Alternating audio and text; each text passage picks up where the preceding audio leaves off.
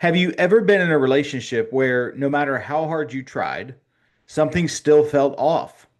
Like you're doing everything right, but the connection just kept slipping through your fingers. Maybe you couldn't quite open up. Maybe you kept pulling away when things got too close. Or maybe you found yourself clinging too tightly, terrified they might leave. Here's the truth that most men never hear. It might not be about her. It might not even be about you. It might be about the man who raised you or the man who wasn't there, to raise you at all. This is the father wound. And until you face it, it will keep running your romantic life in ways that you can't see, but you definitely can feel. Hey man, I'm Kyle. I'm a certified master NLP practitioner and a certified master success coach for men who are tired of performing and ready to start leading their life from grounded masculinity. And today, we're going to talk about something that most of you, are probably not even aware of. And that is, it's called the father wound. Okay, so the father wound isn't just about whether you had a good dad or a bad dad. It's more about the imprint, the emotional, psychological, and sometimes physical patterns that your father left on you. And and these were impressed upon you before the age of 7. That's when we as humans are the most impressionable. We're really just like a sponge, just, soaking up everything, even without knowing. And we really had no way to reject the information. That part of our brain doesn't start to develop until we're, in our preteen years. So we end up just absorbing everything and rejecting nothing. This imprint of your father is made up of, but not limited to the way he loved or didn't love you, the way he spoke to you or stayed silent, the way he showed up or, disappeared when you needed him the most. Really, like the standards that he set for you as a man, and really most importantly, the unspoken messages you absorbed about who you are and your worth. Yes, we even absorb the things that aren't spoken. We absorb the meaning and the feeling of emotion even when nothing is said. So if your father was present, engaged, and emotionally available, you probably internalized the belief that, you're valuable, worthy, and safe to be yourself. But if he was absent, critical, cold, controlling, abusive, or like emotionally shut down, or just, simply inconsistent, you probably learned a very different story about yourself. A story that says, I'm not enough as I am. I I can't trust men to be there for me. If I want love, I have to earn it. And one that I hear a lot of is if I'm vulnerable, I'll get hurt. And here's the thing, that story doesn't stay in your childhood. It follows you. It follows you into your friendships, your career, and most of all, your romantic relationships. And really to take it a step further, that story or the multiple stories, those all turn into a belief that you have that you didn't even decide for yourself. You just accepted it that it was true. It was something that you just picked up and told yourself it was true. That's where I work. In those limiting beliefs that you have that you didn't even agree to. Now, you might be asking, Kyle, why does this hit me the hardest in my romantic life? Why not in my work or my friendships? I'm going to tell you, here's why. Romantic relationships are where our deepest emotional patterns get triggered. They're the closest thing we have as, as being adults to that parent-child bond. Your partner becomes the mirror. They reflect your insecurities, your fears, your need for validation, all the stuff, you thought, that you had outgrown. If you had a father who was emotionally distant, you might chase emotionally unavailable partners without even realizing it because it feels safe to you. Your unconscious mind recognizes that situation as normal, for you. So therefore, your unconscious mind sees it as normal and it's safe. If your father was, controlling or critical, you might shrink into yourself, inside of a relationship, or swing the other way and become controlling, you know. Um, you're really trying to avoid ever feeling powerless again. If your father was absent, you might live with a constant, low grade fear of abandonment, which makes you either cling or run before they can actually leave. And the cruel part to all of this is you don't even realize you're doing it. You think it's, that's just how I am, or, I just have bad luck with relationships. But it's not luck. It's the wound calling the shots from the background. Hey, just a brief interruption from your video to tell you about an exceptional opportunity. You keep saying that you're ready to change, but let me ask you, what's actually changing? Because reading more books and setting more goals doesn't mean anything when your core identity is stuck in the same cycle. The real reason you can't move forward isn't because of lack of discipline or motivation. It's the loop that you're in. It's the beliefs that run your decisions before you even realize it. That's why I created the foundation, a free masterclass that shows you how to break that loop. I identify exactly how the loop operates, and it's broken down in a way that you probably have never heard of before. I also explain how to rewire your loop for success. This is not a lecture, it's not theory. It's the start of you finally understanding why you feel stuck and what you can do about it. Inside, you'll learn how to spot the thoughts that sabotage you, shift the identity underneath your patterns, and anchor new beliefs that actually support who you're becoming. You've tried forcing change. Now it's time to naturally become the change. Link is in the description for this absolutely free download of the foundation.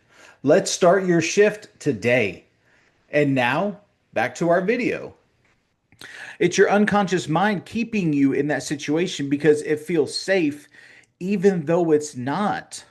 So let's zoom out for a second. Now, this isn't just your story, okay? It's the story of millions of men who are just like you and me.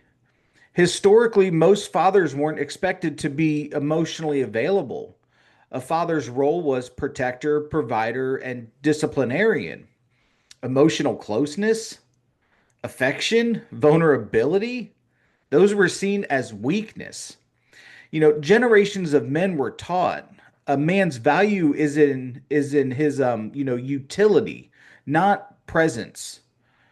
Emotions are for women and children, not for men. Love is shown through provision, not words or touch. So so what happened, right? So these men raised sons who didn't know how to connect. Those sons became fathers who passed on the same pattern. And here we are, a culture full of men who can build empires but can't say I love you to their kids without, feeling awkward.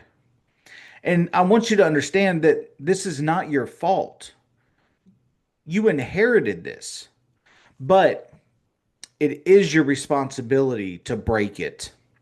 So let's get specific. Here's how the father wound can show up in your romantic life. The first one is the overperformer. So you've been taught, maybe, not with words, but by experience, that love is earned. You have to do in order to be valued. So in relationships, you're always on. You pick up the check without even thinking. Handle every little task so she doesn't have to, to do it. You show up with gifts, compliments, and grand gestures. You bend over backwards to anticipate her needs really before she even says them. Now, on the surface, it looks like you're, an amazing partner. But underneath, you're running scared. You're thinking, if I keep her happy, she won't leave me. If I give enough, she'll see my worth. If, if I stop, she'll realize I'm not enough. And, here's the problem with that. No matter how much you give, the hole inside you never fills. You're not you're not giving from abundance. You're giving from fear. You don't feel like a man who's choosing to lead. You feel like a boy desperately, trying to prove he belongs. And really what happens over time is you burn out. You start to feel resentful. You start thinking, why doesn't she appreciate me? But here's the truth. She can feel the intention under your giving. She can feel that you're not doing it because you want to. You're doing it so she'll give you something back. That's that's not love. That's bargaining. That's business. The second one is the avoider. Okay, now this one's tricky. Okay, because on the outside, you might seem confident and independent. You're charming, you're social, you can be the life of the party. You know, you can even get into relationships and make them look good from the outside. But inside, you keep a wall up, right? And no matter how much she tries to climb over it, you won't let her all the way in. You tell yourself it's because you value your space or because, you're not ready to open up. But deep down, you learned a long time ago that letting someone close means giving them the power to hurt you. So you keep your real thoughts, fears, and feelings locked away. You share just enough to keep her invested, but never enough to risk her seeing your whole self. Your relationships follow the same pattern. The honeymoon phase is electric. Then you start to feel the pressure of emotional intimacy. You pull away, you get distant, throw yourself into, work or hobbies. She feels it. She pushes for closeness and then you feel suffocated. So you convince yourself she's too needy or, the wrong person and either sabotage or leave. You think you're protecting yourself from pain, but what you're actually doing is guaranteeing it because no one can love the real you if you never let them meet him. The third one, the rescuer. So, um, a lot of the men that I work with identify with this one. And really I kind of identified it too. So the rescuer on, like on paper, you look like the dream guy, selfless, caring, always there for the people, you love. But in reality, you're addicted. You're addicted to fixing people. You find partners who are struggling either, like emotionally, financially, mentally, and then you step in to be the hero. You pour yourself into saving them from their problems. You feel needed. You feel important. It gives you a sense of purpose. But here's the trap. You mistake fixing for loving. And as long as you're focused on them, you don't have to face your own wounds. You know, that's real. That's not a relationship, it's a project. And once they start to get better, once they don't need you as much, you either lose interest or you create a new problem to fix. Deep down, this comes from the belief that you're not, if you're not useful, you're not lovable. You learn to earn connection by taking care of others, maybe because no one took care of you. But you have to understand rescuing someone doesn't build intimacy, it builds dependency. And in the end, it leaves both of you drained, resentful, and really unfulfilled. So the fourth one is the controller. Now, if you're the controller, you're really not comfortable unless you're in charge. In charge of the plans, of the money, of the emotions in the relationship. You might tell yourself you're just being responsible, but really letting go feels dangerous because somewhere in your past you learned that if you weren't in control, things fell apart. Maybe your father was unpredictable. Maybe he was absent. Maybe, you were put in situations as a kid where you had to, grow up too fast. So now you grip everything tightly. You lead, but not from vision or clarity, but from fear. Fear of chaos, fear of loss, fear of being blindsided. In a relationship, this could feel like, always needing to have the final say, struggling to trust her judgment, getting frustrated when she has her own way of doing things, wanting to know where she is, what she's doing, and why. Here's here's the reality. Control is not leadership. Control suffocates. It kills trust. And over time, she stops feeling like your partner and starts feeling more like your prisoner. And the final one is the ghost. Now, this one's the most obvious, but it's also the most painful for women on the other side of it. You disappear, not just physically, although sometimes you do that too, but more so I'm talking about emotionally. When conflict shows up, you shut down. When she expresses her feelings, you go blank.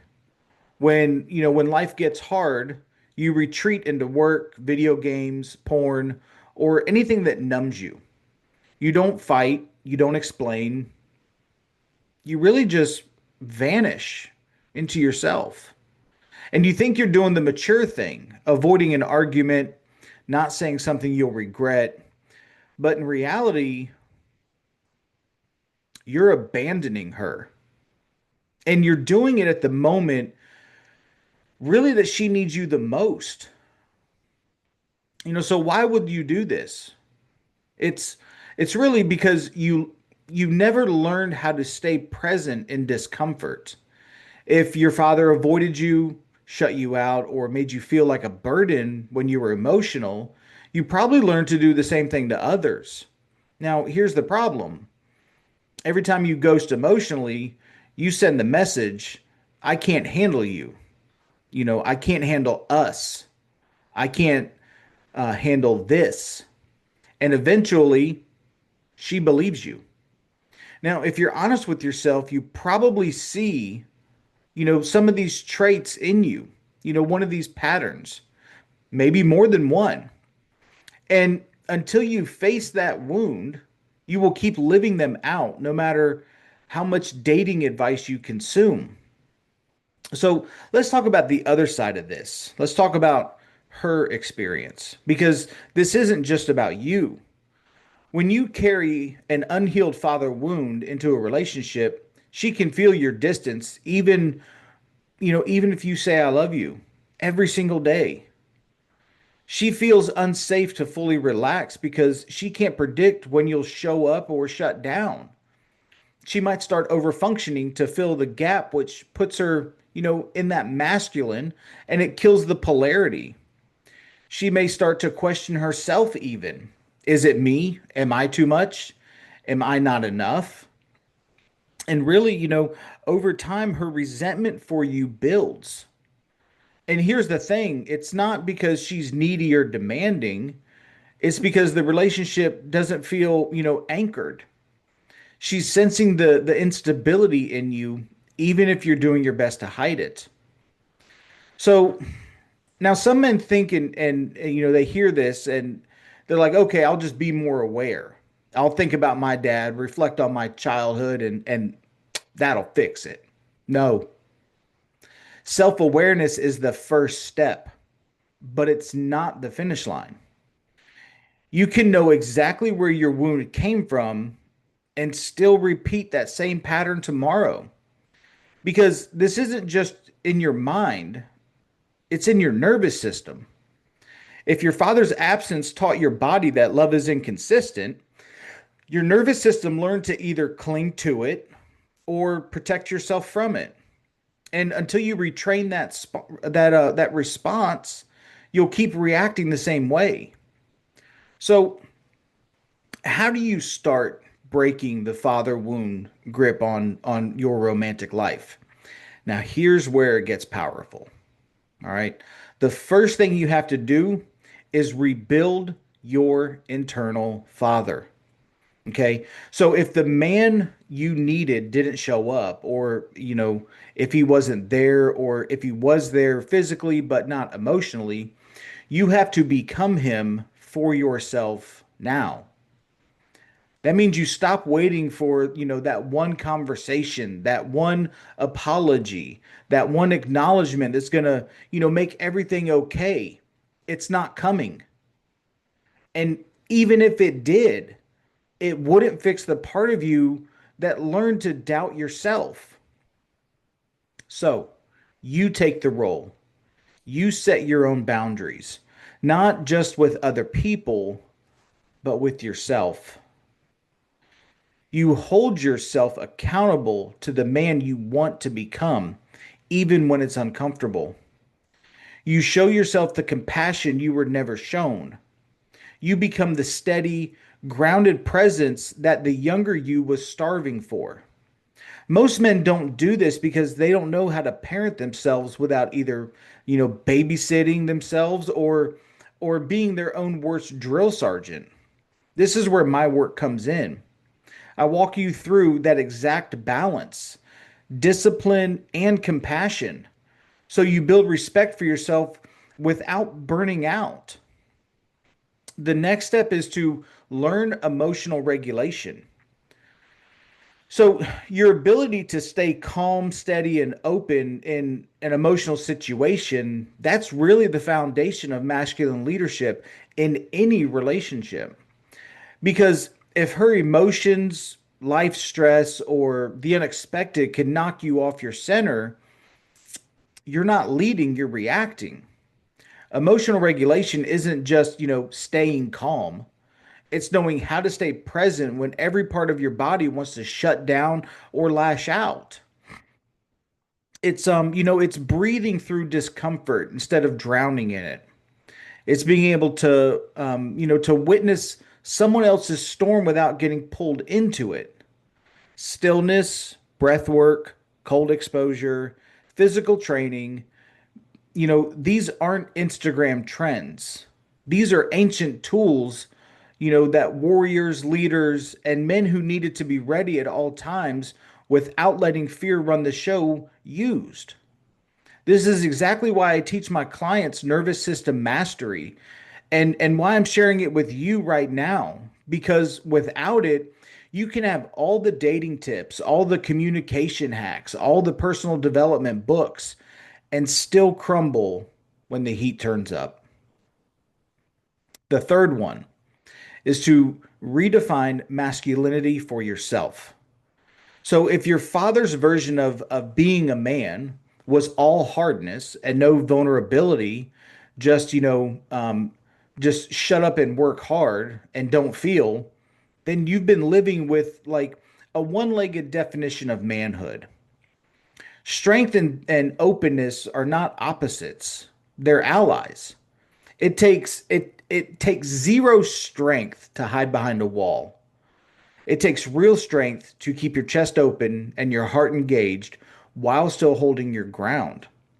When you redefine masculinity for yourself, you stop mimicking someone else's broken example and you start living by a standard you actually believe in. And this is where so many men stay stuck because they don't even realize they've been playing by someone else's rule book their entire life. That's what I help men tear down. We go deep into your values, what they actually are, not the ones that you inherited, so you can finally stand for something that feels true to you. The fourth thing is to repair trust with consistency. So if you've been inconsistent in your relationships, showing up, big sometimes, and then disappearing other times, you've been sending a mixed signal. You can count on me unless I'm overwhelmed. Here's the thing: trust isn't built in grand gestures, it's built in 1,000 tiny moments of follow through. When you say you'll call, call. When you set a boundary, keep it. When you commit to something, you need to see it through. Consistency is magnetic because it creates safety, and safety is the foundation for intimacy.